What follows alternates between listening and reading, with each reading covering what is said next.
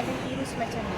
Oh, Tapi kalau dia lepas jantan, dia akan gemuk sikit lah dekat depan ni. dia Dia ada jantan bentuk lah. sikit. Dia beranak dekat bahagian mana? Dekat ekor. Dia bertelur ke dia beranak? telur. Dia bertelur. Dia bertelur. Bertelur beranak pula. Sorry. Dia bertelur dekat bahagian ekor ni lah. Oh.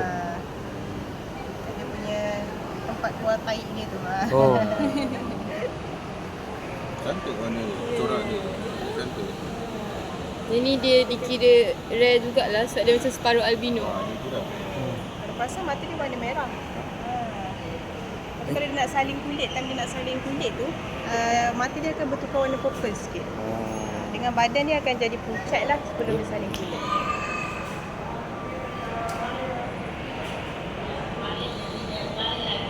Ini nama manja dia Calcifer. Calcifer.